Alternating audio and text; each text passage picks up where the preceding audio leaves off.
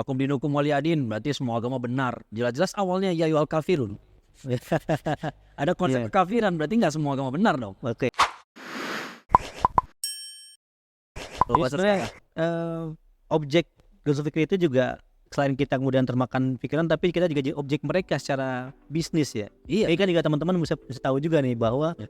mereka juga akan jadi target man dengan mereka makin kaya, kita makin ke arah sana. Kayak narkoba misalkan karena dia kecanduan, dia maling, uang dia dibeli buat ke situ. Iya. Sama kayak tadi miras dan lain-lain seperti itu ya. Jadi ini juga pahami. Nah, tadi kita obrol banyak, tapi saya ada juga coba obrol dengan Bang Akmal.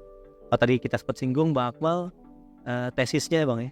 Waktu itu bicara tentang pluralisme juga. Ya. Tapi ini serunya berkaitan dengan pemikiran Buya Hamka yang kali ini Buya Hamka filmnya kemarin tuh peringkat ketiga nggak salah terbanyak penontonnya di Indonesia.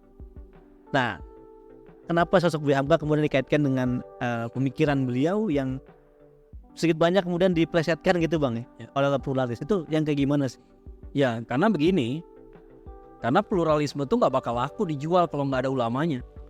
Pluralisme nggak akan laku Dijual kalau nggak ada ulama. kalau nggak ada ulamanya ya. Sama kayak Islam liberal. Kan orang bertanya kan, kalau lu menganggap semua agama benar, kenapa lu masih muslim sih? Oke. Ya kalau dia murtad, dia nggak bisa jualan. Rujukannya siapa rujukannya gitu ya? Dia nggak bisa jualan. Nah sekarang mereka butuh orang yang bisa dijadikan rujukan. Oke. Buya Hamka ini, saya jelaskan ini di kata pengantar saya di buku itu, di prakata saya gitu ya. Saya bilang kenapa Buya Hamka ini perlu kita menggali kembali pemikiran beliau, karena semua orang tahu nama beliau. Ini orang baik, ini orang hebat, ulama besar, tapi nggak semua menyelami pemikirannya, bahkan sangat sedikit yang menyelami pemikirannya. Akibatnya apa? Akibatnya orang bilang ini Buya Hamka bilang begitu, orang percaya aja. Udah banyak Sepotong. mending kalau sepotong tuh masih benar gitu kan. Ini enggak, bukan sepotong, tapi yang sebenarnya udah berlainan sekali. Oh, bukan beliau bilang tapi beliau disarankan beliau gitu. Iya, ya, pokoknya orang bilang nih Hamka bilang kayak gini, padahal enggak. Nah itu yang justru jadi objek tesis saya. Karena Buya Hamka tuh penjelasan beliau terhadap Al-Baqarah ayat 62, ya di situ disebutkan orang beriman, ya orang-orang Yahudi, Nasrani dan Sobiin semuanya, ya asal beriman dan beramal saleh dia akan mendapatkan balasan dari Allah. Mereka nggak akan bersedih hati gitu ya. Nah itu kan ayat itu ini standar buat kalau orang mendalami isu pluralisme, kita kan tahu ini ayat yang paling sering dipakai untuk membenarkan semua agama. Semua agama itu benar. Ya. Padahal justru kalau kita baca tafsir Al-Azhar, justru tafsir Al-Azhar itu yang paling menurut saya paling gamblang menjelaskan kenapa di situ disebut orang Yahudi, Nasrani, Sabiin segala. Ya mereka Buya Hamka mengatakan orang-orang yang disebut Yahudi, yang disebut Nasrani. Ya, jadi beliau menjelaskan bahwa Yahudi Nasrani itu bukan nama yang mereka pilih sendiri. Yahudi itu sebutan orang terhadap keturunannya Yehuda. Nasrani itu bukan nama yang mereka bikin sendiri, atau bukan nama yang tertera dari kitab sucinya. Nasrani itu artinya orang yang mengikuti agama dari Nasiroh, Nazaret, kampung halaman Nabi Isa alaihissalam. Jadi para nabi dulu tidak menyampaikan nama agamanya, ya, dan mereka disebut Yahudi, disebut Nasrani. Makanya dalam Quran ada Yahudi Nasrani beriman, ya ada. Kenapa? Karena mereka disebut aja, ya. Nah, contohnya misalnya Pendeta Bahiro yang membenarkan, yang pertama kali melihat tanda-tanda kenabian Rasulullah SAW. Apakah kita akan sebut dia Muslim? Enggak, ya. Tapi dia Nasrani. Tapi dia jelas-jelas membenarkan kenabian Rasulullah SAW. Dan kan dia berusaha melindungi Rasulullah SAW dari apa yang kita lihat. Dialah Nasrani beriman. Dia yang berusaha mengikuti ajaran Nabi SAW yang benar. Walaupun kita nggak tahu seberapa benarnya, seberapa persentase, itu urusan dia sama Allah lah. Ya, secara zahir kita lihat inilah Nasrani yang beriman. Ya, tapi itu disebut Yahudi Nasrani, disebut Yahudi. Jadi orang zaman dulu semua yang mengikuti semua Bani Israel disebutnya Yahudi. Ya, semua pengikut Nabi Isa AS disebutnya Nasrani. Baik mengikuti ajaran agamanya atau melintir. Oke. Nah, dulu disebut begitu. Tapi sekarang nggak begitu. Ya, itu Buya Hamka menjelaskan dengan gamblang Di Al-Azhar ya. Tafsir Al-Azhar. Yahudi Nasrani yang beriman adalah yang dulu. Kalau itu pun nggak semua. Sebagian besarnya tidak beriman, ya kan? Sebagian besar mereka orang fasik kan, ya. Di ayat yang kuntum khairu ummah ukhrijat linnas kan belakangnya kebanyakan mereka adalah fasik, gitu. Bukan orang beriman gitu ya.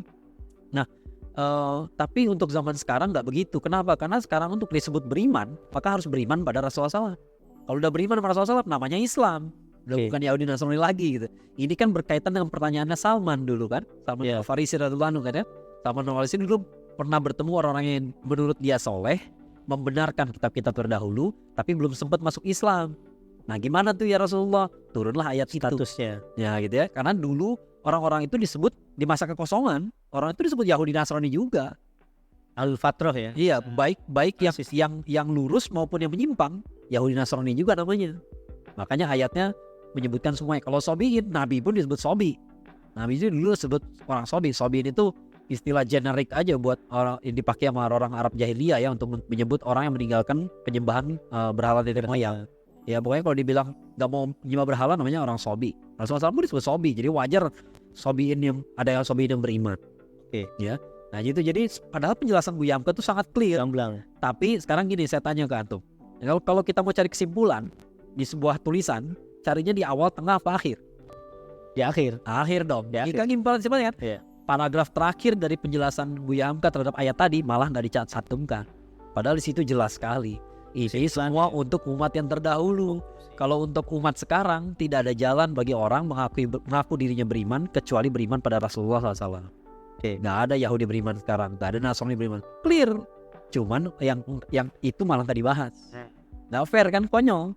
Ya, nah jadi itulah yang saya bahas gitu. Itu contoh bagaimana orang tuh bisa memanipulasi nama Buya Hamka. Karena orang tahu ini orang baik, orang hebat, tapi nggak pada baca. Nggak pada baca lagi. Jadi ketika seorang Buya Hamka bilang begini, setuju. Contoh broadcast yang paling sering muncul adalah Buya Hamka dan Soekarno pernah bermusuhan, tapi Buya Hamka pernah dipenjara oleh Soekarno, tapi Buya Hamka tidak pernah marah pada Soekarno. Sejak kapan tidak pernah marah ya? Karena Buya Hamka mau menjadi imam sholat jenazahnya Soekarno itu tahun 71. Pas Buya Hamka keluar penjara tahun 66, sangat marah. Kalau kita baca tulisan-tulisan beliau, ini disertasi saya sekarang nih ya, majalah Panji Masyarakat Gemah Islam. Kalau kita lihat tahun 66, tulisan-tulisan Buya Hamka tuh marah semua terhadap Soekarno. Tahun 71 udah cooling down. Udah wafat ya. Iya, oke, wafat. Sebelum wafat itu kan Buya Hamka juga ngelihat bagaimana Soekarno tuh menderita ya, satu persatu istrinya meninggalkannya, dia sakit-sakitan, dia di penjara. Ya bagaimanapun kita dulu pernah bersahabat sama dia, lama-lama kita kasihan lah. Ya itu biasa kemanusiaan.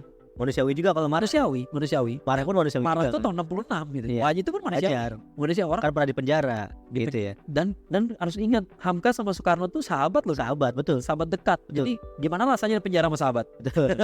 Ya, kalau di penjara sama musuh, Pernah berjuang bareng buat republik lah gitu. kalau di penjara sama musuh biasa. Iya. Di penjara sama sahabat tuh sakitnya berkali-kali. Sakitnya tuh di sini. Sakitnya di sini gitu ya. Bukan ditusuk tapi ditusuk, diputer-puter. Sakitnya kayak gitu tuh. Tusuk, puter. Yang lekit. Iya. Jadi marahnya itu manusiawi, memaafkan di akhir tahun 71-nya itu manusiawi. Manusiawi juga. Tapi jangan dibilang gak pernah marah. Gak pernah marah. Itu gak manusiawi. Oke. Ya, itu cara penggambaran yang keliru. Yang keliru. Jadi seolah kayak gak ada masalah. Ada masalah. Jadi tadi Bang Akmal ya, ayat gacoannya keluar resmi itu adalah ayat Al-Baqarah 62 ini ya.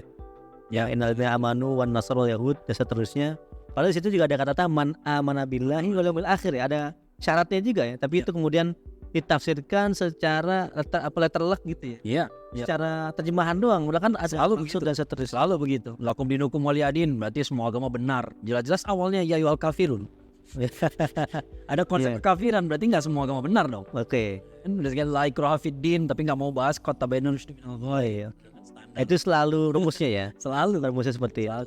Nah apalagi Bang yang tadi digali yang perlu diluruskan dari Buya Hamka oleh banyak orang kemudian dipelintir-pelintir selain tadi ayat 62 misalnya dalam makmal yang dibahas di tesis itu misalnya. Ya banyak ya, kayak misalnya beliau itu digambarkan kayak nggak pernah marah, kayak nggak pernah tersinggung gitu ya. Selalu apa ya?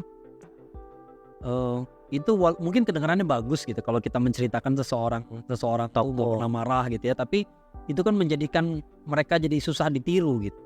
Oke. Nggak jadi, dan kita jadi salah sangka seolah-olah kayak kita nggak boleh marah. Sejak kapan Muslim nggak boleh marah? Kita punya konsep ghirah misalnya. Ghirah itu kan cemburu gitu ya, cemburu tuh marah, ada unsur marahnya. Sama seperti Rasulullah SAW, kalau agama Islam dinistakan, tiba-tiba besoknya ada yang bilang Nabi selalu memaafkan kok. Contohnya apa? Taif ya terus ceritain. Padahal kalau kita baca Sirah Nabawiyah, ada Rasulullah SAW pernah melaknat orang-orang. Ada orang-orang yang dilaknat sama Rasulullah SAW, tidak didoakan kebaikan, ya. Nah, jadi menggambarkan sejarah secara tidak akurat itu berbahaya, karena kita dapat gambaran yang salah tentang orang tersebut, ya. Itu yang berbahaya sekali gitu. Sekarang bahkan ketika saya nulis tesis kayak begitu, masih ada yang bantah juga. Masih ada yang ngotot mengatakan bahwa saya nih berbohong segala macam, tapi dia nggak bisa jelasin salahnya di mana. Ya saya bilang ya udah datang aja sini, kita debat, kita bawa bahan-bahannya sini gitu ya. Buku-buku Hamka kita bawa, kita kasih lihat mana pluralismenya. Bahkan di Orde Baru, Buya Hamka tuh sangat keras melawan apa? Kristenisasi. Kalau dia pluralis, dia nggak bakal kayak begitu. Oke, ya. Nah, pluralis kan menganggap semua agama sama gitu ya. Pasti dia nggak akan jadi akan biasa-biasa aja gitu ya. Iya. Dia nggak bakal kayak begitu, nggak bakal keras itu kepada kristenisasi. Jadi sebenarnya DNA melawan liberal, pluralisme itu kan sebenarnya sejak lama di Indonesia ya. Bahkan ketika bikin itu pun Buya Hamka berarti kita pun sekarang melanjutkan apa yang mereka perjuangkan gitu ya. Nah kalau yang bakal baca eskalasi ketika itu dengan sekarang lebih tinggi mana? Harus pluralisme ketika itu dengan sekarang.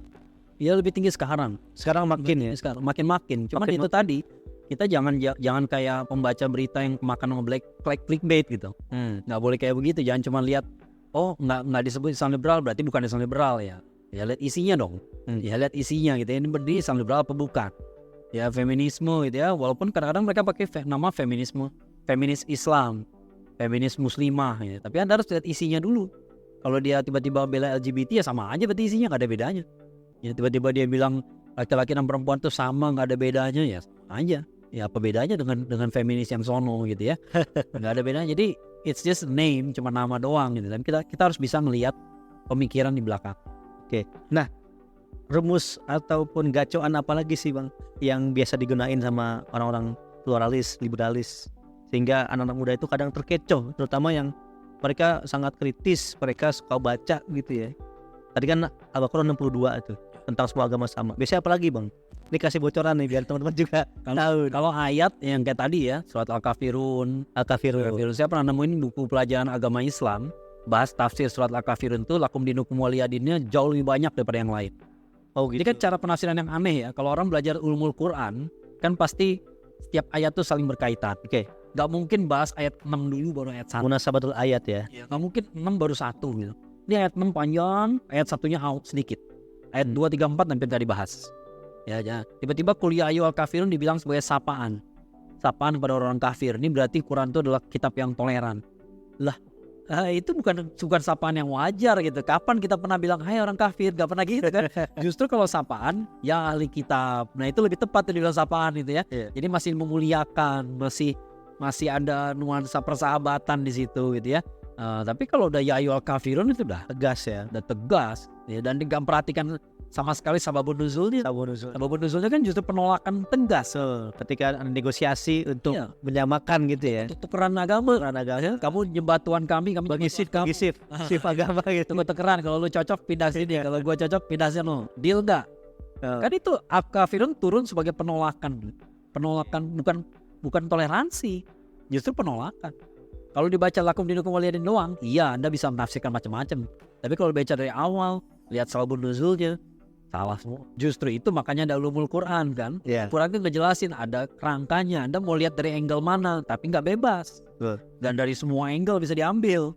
Ya nggak mungkin saya lihat dari angle sini, tapi ayat sebelumnya ngomong yang dari sebelah sini. Nah itu udah pasti salah. Ya jadi nggak sesederhana kita ngelihat gajah ekornya dulu, badannya dulu apa segala macam. Orang buta lihat gajah yang standar ya. Nggak kayak begitu, makanya ada ulumul Quran. Menafsirkan Quran tuh nggak bisa semua orang. Kalau semua orang saya udah jadi mufasir sekarang. ya nyatanya saya belum melahirkan mufasir mimpi. Ya semua orang sih mufasir. Siapa aja yang bisa bahasa Arab jadi mufasir semua. Nyatanya enggak kan. Saya walaupun gak ahli tapi saya udah baca kitab ulumul Quran. Saya lihat gitu ya betapa kompleksnya ilmu itu. Gak gampang, gak bisa nafsirin surat Al-Kafirun dipisahkan dari surat ayat-ayat yang lain. Gak bisa. Ya, pasti dia saling berhubungan kan. Bahkan lintas ayat, lintas surat Quran dengan Quran. Betul. Tafsir Al-Quran dengan Quran. Jadi makna surat ayat ini terbatasi oleh ayat yang lain. Ya kan gitu kan. Ya gak mungkin kita tiba-tiba bikin penafsiran sendiri ya. Mengabaikan sama sekali hadis yang lain diabaikan sama sekali. nggak mungkin lah. Dan itu memang yang menjadi sorotan bagi mereka, Iya. bahwa Quran itu perlu kemudian dimodernisasi penafsirannya kan Iya. terbatas banget sih. Iya. Itu kan kita kan sekarang punya akal, punya perkembangan teknologi dan lain-lain, sehingga mereka masuk dengan sangat luar biasa. Padahal akal manusia sampai sekarang masih bikin kesalahan yang sama aja. Ya, kayak tadi kita bahas LGBT, dari zaman Yunani kuno udah ada. Jadi jangan bilang bahwa orang modern, sekarang modern udah biasa hubungan kayak begitu. Dulu pun udah biasa, Oke. dan dulu pun salah gitu. Dari dulu pun bikin penyakit juga. Ya, jadi jangan bilang bahwa ini orang modern udah biasa kayak begini. Enggak, orang dulu juga udah biasa. Dan ini tetap kesalahan. Zina pun dari dulu juga udah biasa, tetap kesalahan. Kesalahan juga. Ya, sampai sekarang yang salah nggak jadi benar, yang benar nggak jadi salah. Oke. Yang mentang-mentang kita udah modern lalu berubah gitu, yang halal jadi haram, haram jadi enggak. Oke. Kadang-kadang omongan kayak gitu tuh harus kita kritisi juga. Kritisi Apa iya berubah hukumnya? Nggak hukumnya. berubah, sama aja kok dari dulu. Termasuk kaidah yang sering menyebar itu kan adalah kebenaran itu relatif. Iya. Karena kan misalnya peristiwa sholat asar para sahabat gitu ya. Sekarang Ada pertanyaannya, seperti itu. pernyataan itu relatif apa enggak? Pernyataan bahwa kebenaran itu relatif. Relatif juga. Nanti mereka bilang absolut. Curang. Giliran agama dibilang relatif, omongan dia dibilang absolut. Kan? Iya. Relativisme itu membunuh diri sendiri. Nggak make sense. Nggak mungkin semuanya relatif. Relativisme itu bunuh diri sendiri. Akhirnya statement dia pun relatif. Betul. Pasti dia nggak mau dibilang gitu kan. Iya. Nah, apalagi nih Bang, bocoran yang lain tadi kan kita udah Al-Kafirun, Al-Baqarah. Biar teman-teman juga Itu tadi ya. berhati-hati nih. Al-Baqarah 156, Laikur Hafidin. Iqrafidin, oke. Standar itu.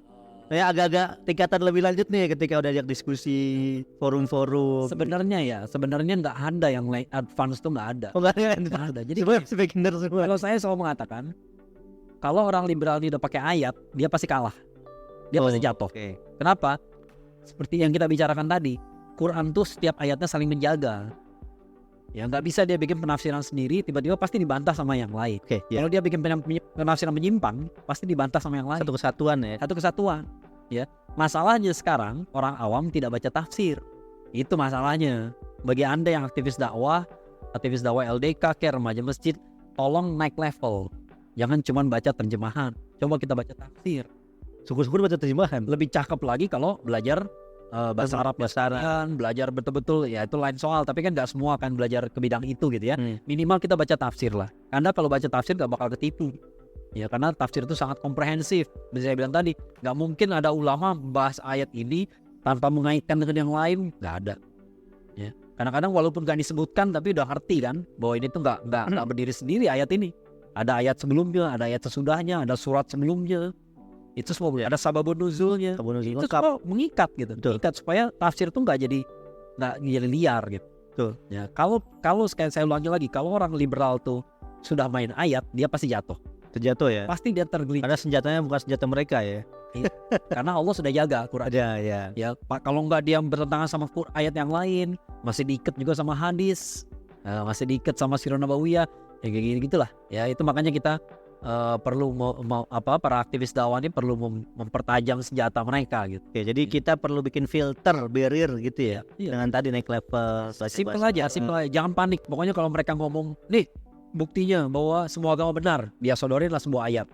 Ya, jangan panik, jangan langsung pengen jawab. Kalaupun kita nggak, kecuali kalau kita udah menguasai gitu ya. Kalau belum menguasai jangan panik. Bentar ya, ambil dulu kitab tafsir, buka, ceret. Oh enggak kayak gitu gitu ya. Lihat aja, pasti dia bilang oh ini berhubungan sama ayat yang itu. Ada ayat yang lu nggak bahas. Ya, itu cara mereka. Cara mereka adalah membuat pembahasan menjadi parsial, tidak komprehensif. Parsial. Iya, nggak komprehensif. Karena kalau komprehensif nggak bakal dapet. Quran tuh terlalu komprehensif. Oke. Dan juga artinya ketika kita nggak ikut mereka, kita pun masih bisa menggunakan akal dengan maksimal ya. Kan akal yang kita gunakan juga untuk mengembangkan kemudiannya, bukan kepada absolutus kebenaran Al-Quran dan lain-lain gitu. Jadi pada tempat memang akal itu kan senjata, harus dipakai. Ya, harus dipakai. Cuman dibimbing sama wahyu. Oke. Bukan wahyu. Akal dengan naklinya terpadu ya. Oke. Nah terakhir nih Bang, tadi tentang masalah filter, kita harus meningkatkan level kita gitu ya. Nah upaya apa lagi itu kita memfilter diri kita, terutama kan kita sekarang di dunia media sosial, dunia yang nggak terbatas pada dunia fisik, kita bisa berselancar ke dunia manapun.